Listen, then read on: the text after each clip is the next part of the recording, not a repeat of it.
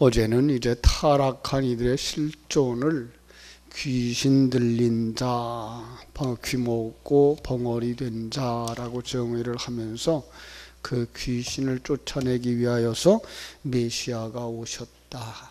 그 메시아는 강한 자로 사단을 결박하고 그 속에서 자기 백성들을 찾아내어서 그들의 주인이 된다라고 말씀을 하셨어요. 그죠? 그래서 성도들의 주인은 바로 강한 자 예수 그리스도다. 그런데 거기 머무르지 아니하고 그분이 그 성도들에게 생명이 되시고 진리가 되시고 그들 속에서 말이 된다. 그러므로 어떤 말을 하느냐, 성도들이 어떤 말을 하냐, 누구든지 어떤 말을 하느냐, 그 말로 정죄함을 받고 그 말로 구원함을 받는다. 그 말로 상을 받는다. 이런 말씀을 했어요. 오늘은 이 놀라운 구원의 진리를 어떤 표적에 담아 주셨는가라고 하는 부분을 우리에게 가르쳐 보여주십니다. 세상 사람들은 그것을 보지 못하면 또 다른 표적을 구한다라는 거죠. 예, 그런데 우리 주님께서는 그 표적의 진리를 담아주신 그 생명 그리고 그것으로 말미암아 하나됨에 대해서 이야기를 하셔요. 38절 보죠. 서기관과 바리새인들이 표적 보여주기를 구하죠. 그죠? 그래서 우리에게 표적 보여주기를 원하나이다 라고 말해요. 표적, 세메이온이란 단어인데요. 세상적인 단어라고 하는 거 기억했으면 좋겠어요. 세상적에서는 뭐라고 말해요? 자연적이고 일반적인 것을 통해서 초자연적인 사실이나 진리를 나타내 주거나 어떤 예언을 확증시켜 줄 때 그것을 표적이라 한다. 이게 사전적인 의미예요. 하나님은 이 표적을 이제 성경에서 어떻게 사용하시죠? 하늘나라 진리, 하나님의 존재, 하나님의 일하심에 대해서 그죠? 무엇보다도 하나님의 백성들이 임마누엘 하고 계신 하나님을 깨달아 아는 것과 하나님의 백성으로 재창조하고 있다는 사실을 깨닫게 하시기를 원하는 것, 이것을 표적이란 단어 속에 담아주고 있는 거예요. 그러니까 표적이 있어요. 그건 뭐예요? 하나님의 일하심이에요. 표적이 있어요. 그건 뭐예요? 우리의 구원의 이야기를 거기다 담아주신 거예요. 마태복음 13장으로 가면은 이제 비유라는 말을 쓰죠. 그죠? 그래서 비유 이제 나중에 보시겠습니다. 바로 다음 장면에 이제 보시겠습니다만은 이 비유에 역시 같은 말을 쓰셔요. 이 국어 사전으로 말하면 비유는 잘 알아듣게 하고 이해를 시키기 위해서 어떤 사물이나 현상을 그와 비슷한 사물이나 현상에 빗대어서 설명을 해주는 거죠. 그러니까 그들이 보지 못한 것들을 보이는 것 가지고 설명을 해줌으로 말미암아 보이지 아니하는 것들도 알고 이해하지 못했던 것도 이해할 수 있도록 해주는 게 비유예요. 근데 성경 속에서 비유는요 조금 다르죠. 성경 속에서 비유는 잘 알아듣게 하기 위해서가 아니라 못 알아듣게 하기 위해서예요. 참 조금 어렵죠. 그죠? 성경적인 성경적인 그 비유는요 세상적인 지식이나 세상적인 이해로는 이해하지 못하도록 하고 뭐에 묶여버리도록 만드는 거 가면 세상 것을 묶여버리도록 만드는 것이 비유라는 거예요. 이사야 선지자의 그 하나님이 부르심을 받는 장면과 하나님이 파송을 받는 장면이 이사야서 6장에 나오는데 그 이사야서 6장에서 우리가 이렇게 들을 수 있어요. 9절 10절 제가 읽어드릴게요. 이사야서 6장 9절. 여호와께서 이르시되 가서 이 백성에게 이르기를 너희가 듣기는 들어도 깨닫지 못할 것이요 보기는 보아도 알지 못하리라 하여 이 백성의 마음을 둔하게 하며 그들의 귀가 막히고 그들의 눈이 감기게 하라. 염려하건대 그들이 눈으로 보고 귀로 듣고 마음으로 깨닫고 다시 돌아와 고침을 받을까 하노라. 이게 이사야 선지자를 파송하면서 주신 사명이에요. 이 일을 위해서 누가 갈까? 이 일을 위해서 내가 누구를 보낼까? 그렇게 하셨다는 거죠. 그런데 거기에 하나님의 종 이사야가, 오늘날도 하나님의 종 목사가 쓰임을 받고 있는다는 거예요. 자, 무슨 말일까요? 백성에게 뭐라고 하라고 그래요? 듣기는 들어도 깨닫지 못할 것이고 보기는 보아도 알지 못하리라. 왜요? 설교를 통해서 뭘 깨달아 알게 하는 거예요? 아, 우리가 타락한 자구나. 아, 우리가 죽은 자구나. 아, 우리가 소경이고 귀머거리구나를 깨달아 알도록 하시는 거죠. 그것조차도 뭐 하는 거예요? 우리가 전하는 메시지로 하는 것이 아니고 성령의 역사로만 가능한 거다라는 얘기예요. 이제 마태복음 13장에 가보면 제자들이 비유를 했어요. 그때 예수님이 이렇게 나와서 왜 비유로 말씀하십니까? 라고 말씀했더니 마태복음 13장 11절에서 이렇게 말씀하시죠. 천국의 비밀을 아는 것이 너희에게는 허락되었으나 그들에게는 아니 되었기 때문이다. 자, 그러면서 이사야서 6장 8절로 13절의 말씀을 쭉 인용을 해요. 똑같은 거라는 거죠. 하늘의 진리는 이 세상의 지혜나 지식과 이해로 능력으로 되어지는 것이 아니고, 그런데 거기에 깨달아 아는 사람이 있다는 거예요. 이거 우리들이죠. 어떻게 된 거예요? 기적이에요. 이건 내 능력이나 전도자나 설교자의 수고의 결과가 아니고, 그게 없으면 안 되는 거지만, 그것을 통해서 쓰지만, 근데 그것을 통해서 다 알아듣는 게 아니고 그 중에 몇 사람이 알아듣는데 그것은 바로 기적이야. 그게 하나님의 은혜야. 이렇게 말씀해 주시는 거예요. 예수님이 오늘 본문에서 표적을 보여달라고 하는 이들에게 어떤 표적을 보여준다고 말씀하시죠? 요나의 표적이에요. 자, 요나의 표적 어떤 거예요? 요나가 바다에 던져지고 뱃속이 물속에서 사흘을 지내고 그리고 거기서 다시 땅으로 살아나오는 그 사건. 근데 그 사건과 어떤 사건을 연결하고 있죠?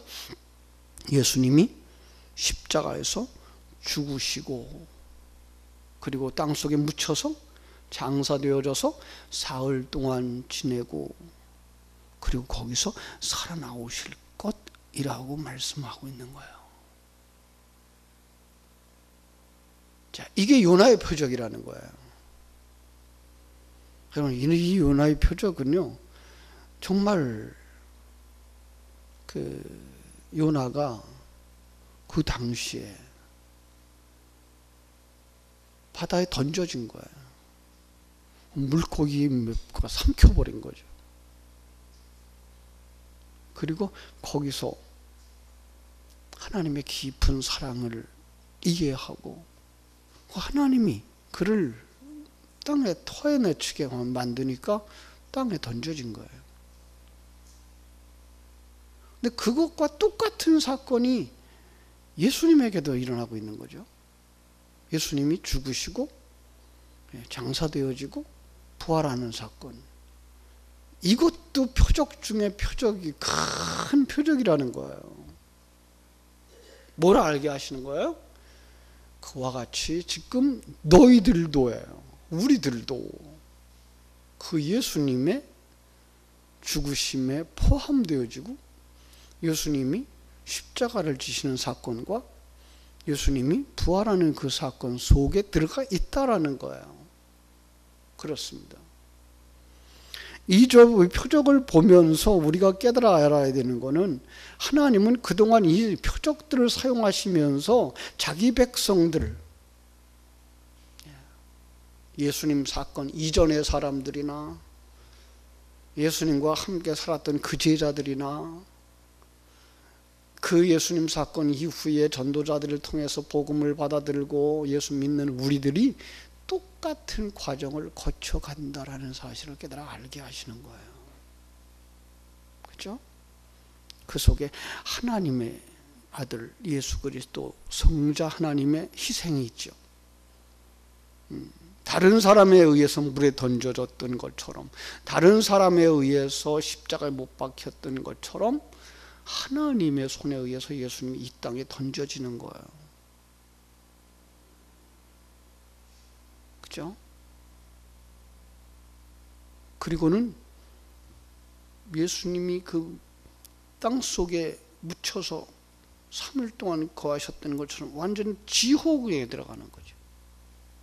우리가 거기에 있는 거예요. 그 지옥의 자리에서 우리와 함께 건져내시는 예수님, 하나님을 보게 되는 거죠. 하나님이 거기서 우리를 건져내는 거예요. 그래서 우리는 이제 예수님과 함께 죽어가며 예수님과 함께 부활에 참여하는 자들이구나를 깨달아 알아야 되는 거예요. 그냥 단순한 사건처럼 우리도 어느 날 죽겠구나, 우리도 어느 날 참 다시 부활하겠구나 정도가 아니라 이 3일이라고 하는 기간 속에 3일, 때로는 3년 반, 성도들의 신앙생활하는 기간 동안이라는 의미로 해석되어질 수 있죠. 그동안에 십자가 지고 죽는 사건과 동시에 십자가 속에서, 죽음 속에서 부활하는 사건이 우리에게 동시적으로 일어나고 있는 거죠. 그러니까 성경 속에서 예수님의 십자가의 죽으심의 사건, 그것과 병자들이 낫는 사건, 죽은 자가 살아나는 사건들을 겹쳐서 놓고 그것이 바로 우리들의 신앙생활, 일생의 신앙생활 속에서 동시적으로 일어나고 있다라고 보시면 되는 거예요. 옛사람은 뭐 해야 되는 거예요? 십자가에 못 박혀 죽어야 되는 거예요. 그러면서 곧바로 우리는 속사람은 이렇게 부활의 과정을 거쳐서 완성되어져, 그러면 우리 신앙생활은 끝나는 거예요. 이 시간과 공간 세계 속에서의 삶은 끝나는 거예요. 그리고 나면 완전히 주님과 하나 되어지는 완성에 이르게 되는 것을 알려주시는 거죠. 그죠? 자, 그리고서요, 우리는 조금 더 기억해 보면요, 거기에다가 우리를 부르시고 계신 거예요. 그 자리로 들어오라고. 마태복음 11장 28절이 말씀하신 것처럼 우리를 부르시는 거죠. 수고하고 무거운 짐진 자들아 다 내게로 오라, 내가 너희를 쉬게 하리라. 그리고 다시 제자들을 부르시죠. 나를 따라오느라 자기를 부인하고 자기 십자가를 지고 나를 쫓을 것이니라. 이걸 하나로 겹쳐 보셔야 돼요. 부르심과 임마누엘 하심, 그리고 우리를 십자가로 인도하시면서 거기서 자기 부인과 자기 십자가 지고 가는 삶으로 우리를 이끄시고 계신 거예요. 이걸 어디에요? 이걸 십자가 사건에다가 계시해 주신 것처럼 요나의 사건도 그 진리의 계시의 사건이었다라고 말씀하는 것을 우리는 보게 되는 거죠. 그렇습니다. 자, 그런데 이 놀라운 복음을 깨달아 알지 못하면 어떻게 된다고요? 지옥에 던져진다. 이게 41절 42절에 오늘 본문에. 자, 심판 때에 니느웨 사람들이 일어나 이 세대 사람을 정죄하리니 이는 그들이 요나의 전도를 듣고 회개하였음이거니와 요나보다 더 큰 이가 여기 있다. 누구예요? 예수님이죠. 예수님을 통해서 더 큰 계시, 더 확실한 계시를 보여주고 계셨다. 심판 때에 남방 요한이 일어나 이 세대 사람을 정죄하리니 이는 그가 솔로몬의 지혜로운 말을 들으려고 땅 끝에서부터 왔음이거니와 솔로몬보다 더 큰 이가 여기 있느니라. 또 왜 안 오냐는 거죠. 솔로몬을 통한 그 지혜, 사람을 통한 지혜의 말씀을 들으려고도 이 남방 여왕이 그 먼 길을 와서 그 진리를 들었는데, 오늘 하늘 그보다 더 크니 예수 그리스도가 여기 와 계신데 너희들은 어째서 이 말을 들으려고 하지 않느냐. 그러니 남방 여왕이 마지막 때에 그들에 대해서 정죄할 거다. 어떻게 하게 되는 거예요? 그 결과는 지옥에 가고 말 거야. 자, 그러는데 거기서 43절부터 또 다른 이야기처럼 들려지는 이야기를 우리가 접하게 돼요. 왜요? 자, 거기에 그치지 않는다. 그분은 너희들을 살려주시는 분으로 오셔서 십자가 지고 죽으시고 부활하신 걸 끝나지 아니하고 너희들의 주인 되시기 원하신단 말이야. 이거 알게 하는 거죠. 그래서 이런 얘기를 해요. 더러운 귀신이 사람에게서 나갔다. 그런데 나가서 물 없는 곳을 다니며 쉬기를 구했는데 쉴 곳을 얻지 못하고, 내 나온 집으로 다시 돌아가리라 하고 와보니까 그 집이 청소되고 수리되어져 있어. 그래서 가서 저보다 더 악한 귀신 7을 데리고 들어가서 그 집에 거하니 그 사람이 나중 형편이 전보다 더 심하게 된다. 이 악한 세대가 또한 이렇게 되리라. 무서운 얘기죠, 그죠? 자, 더러운 귀신이 그 사람에서 나갔어요. 어떤 귀신이에요? 지금 앞에서는 이야기했던, 그죠? 예수님에 의해서 쫓겨난 귀신. 자, 예수님에 의해서 귀신이 쫓겨났어요. 그럼 예수님이 그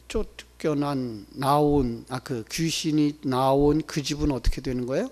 소재되는 거예요. 그 집에 주인을 모시지 아니하면 뭔가 돼요?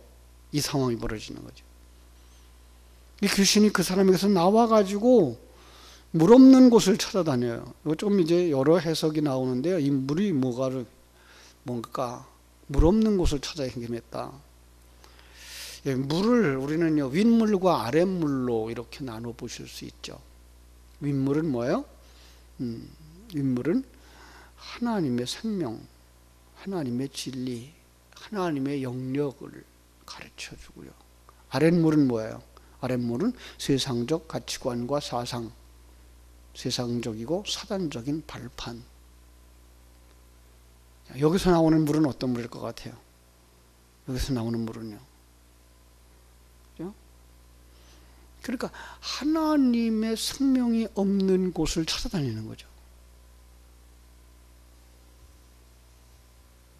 하나님의 통치가 이루어지지 않는 곳을 찾아다니는 거예요. 그런데 거기에 가보니까 다른 것이 차지하고 있는 거예요. 이미 다른 것이 주인 삼고 있는 거예요. 그래서 이게 다니다 보니까 없어요. 그래서 어떻게 다시 돌아와 보니까 비어 있어요.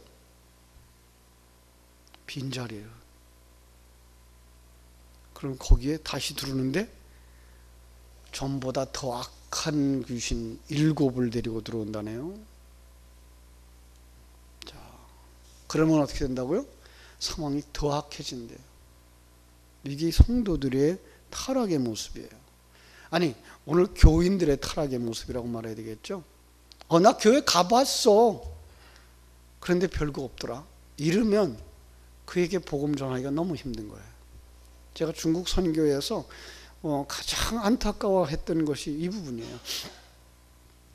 중국 교회가 종교란 말이에요. 지금 정말 예수 생명을 가져서 그들에게 신령한 눈을 열어주고 예수 십자가를 가르쳐주고 자기 십자가 지고 그 옛사람을 부인하면서 새 사람으로 완성되어져 가야 되는 그 진리의 선포가 아니라 이 종교의 얘기 저 종교의 얘기 한데 합쳐가지고 잘 살자, 바르게 살자 정도란 말이에요. 그러면 공산주의도 유교 사상에 빠졌던 사람들이잖아요. 도교나 유교에 빠져도 별 수 없고 공산당들의 인도함을 받아도 별 수 없어서 이제 교회가 생겨나자 이제 그럼 예수 믿어보자. 그러면 좀 달라질까? 바른 것을 배울까? 그리고 왔는데 교회 들어와 봐도 옛날에 듣던 얘기, 그 얘기, 조상들이 했던 얘기, 유교에서 했던 얘기, 윤리도덕이 얘기하는 것 정도에 그친다면 그들은 어디로 갈까요? 다시 나가버리는 거죠. 나 교회 가봤어. 별수 없어. 별거 없더라. 그러면요, 복음이 안 전해지는 거죠. 그들에게 정말 생명을 전할 수 있는 기회가 없는 거예요. 오늘 교회도 마찬가지예요. 오늘 한국교회도. 정말 우리 주일학교 시절에, 아니 정말로 우리 중고등학교 시절에 진리가 무엇인지 분명하게 가르쳐주지 아니하면, 작년이 되어서 뭐라 그런다고요? 나 교회 가봤어. 청년 때 뭐라 그래? 나 교회 가봤어. 그래서 떠나버리는 거예요. 그러면요, 복음이 안 들어가요. 그래서 정확하게 예수가 그들의 주인 되어질 수 있도록, 예수가 아니면 아니 된다고 하는 사실을 분명하게 가르쳐 줘야 그들이 거기서 결단을 하는 거죠. 그래서 그들이 어디까지 가야 돼요? 예수 안에서 우리는 한 몸이구나, 우리는 예수 안에서 우리는 한 가족이구나 하는 자리까지 내려가야 되는 거예요. 그래서 그 다음에다가 예수님의 이야기를 넣어놨죠. 어머니가 동생들이 찾아왔어요. 밖에서 한 사람이 얘기를 해요. 여보시오, 여기 당신 부모님 찾아왔어. 그랬더니 예수님 뭐라 그래요? 누가 내 형제며 누가 내 어머니냐? 여기 봐라. 누구든지 하늘에 계신 내 아버지의 뜻대로 행하는 자들은 내 형제, 내 자매, 내 어머니다. 한 가족인 거예요. 우리는 한 몸인 거예요. 어떻게? 예수 안에서. 이게 있어야 되는 거예요. 오늘 이게 너무 약한 거예요. 하나 되어짐의 사상들이. 우리는 하나, 우리는 천국에 갈 사람들. 우리 한 몸 되어줘야 되는. 그래서 조금 부족한 것이 있어도 채워줘야 되고, 죄악된 것은 끊어내야 되고, 그 아픔을 겪으면서도 하나로 뭉쳐져서 우리는 하나님 앞에 나아가야 될 가족인 것을 이해하는 자리까지 가셔야 세상의 유혹에 흔들리지 아니할 수가 있게 될 줄로 믿습니다. 사랑하는 여러분, 정말로 우리는요, 바른 진리를 깨달아 아는 은혜 가운데 거해야 되고요, 세속적이고 세상적인 가치관이나 세계관 버리고 예수 안에서 하나 되어지고 예수님을 머리로 삼고 주인으로 삼고 주님 안에서 함께 승리하는 복 있는 성도들이 되어야 할 줄로 믿습니다. 기도하겠습니다. 아버지 우리 하나님,